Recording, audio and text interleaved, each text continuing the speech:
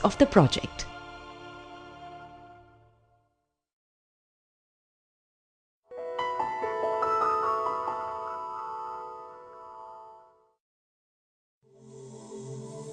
NGOY is working with injecting drug users and female sex workers in the Northeast.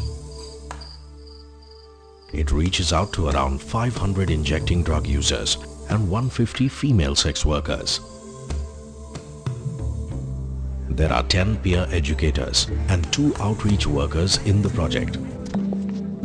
During the last supervision visit, Ricky, the program manager of the project, noticed a lot of discontent amongst the injecting drug users in one site. On further exploring, he was told that the injecting drug users did not want to leave drugs, and many even felt that they could not. However, they somehow felt that the project was forcing them to leave drugs. Ricky decides to talk to the concerned outreach worker Sunmoy. During the discussion with Sunmoy, Ricky realizes that Sunmoy believes that drug use is harmful and should be stopped. He appears to be in conflict as he doesn't believe in the project's stand on harm reduction through needle exchange. Also, Ricky observes that Sunmoy talks about the injecting drug user group in a manner that is condescending, and that seems to have some repercussions at the field level too. How should Ricky handle this issue as the program manager?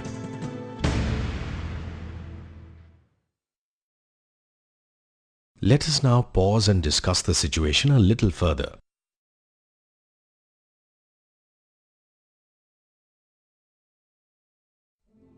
We hope you have discussed the following. 1. Rationale for harm reduction. Discuss the logic and principles of harm reduction. Alternative for female sex worker group, need for prevention. Discuss the issue of the feasibility of stopping all sex work and issues surrounding rehabilitation. 2. Importance of treating community at par and recognizing their existing beliefs, empathizing with their perspectives and respecting their right to choose for themselves. 3. Communication skills required with different players, community, peers, stakeholders. 4. The importance of understanding all dimensions of the project one is associated with, consequences of dissonance between one's personal beliefs and demands of the profession. 5. Staff recruitment, orientation and training needs assessment. Importance of this especially in the context of outreach, peer education and counseling. 6. Desired ratio of outreach workers and peer educators to the size of the community the project is working with.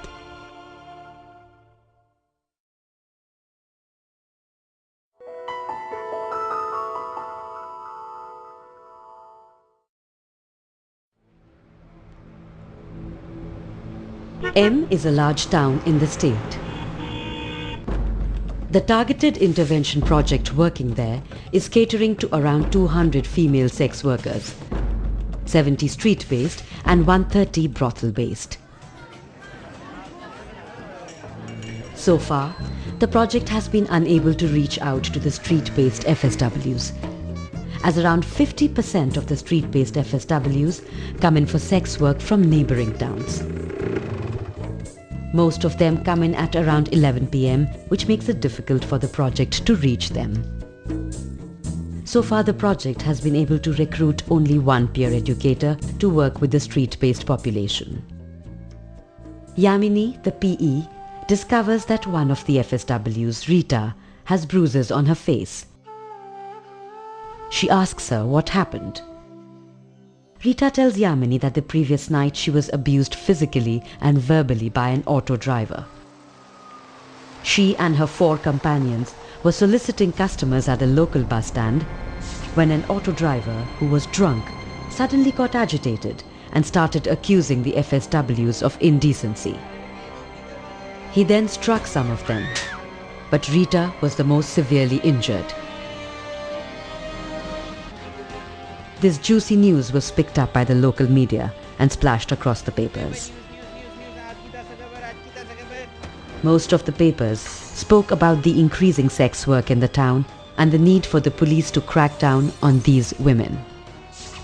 Yamini is upset about the news, as no one is blaming the auto driver who created the ruckus. She wants the project to take a stand and to help the FSWs who were abused. She also believes that this will help the project reach out to the street-based FSWs. As the PM of the project, what will you choose to do?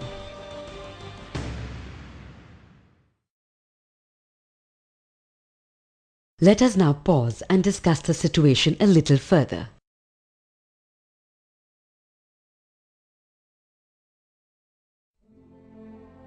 We hope you have discussed the following. 1. Role of the Program Manager in crisis management, including formation of a crisis management team. 2. The need to show responsiveness to the concerns and issues that the community faces, providing medical aid, providing psychological support, reporting to the police, etc. 3.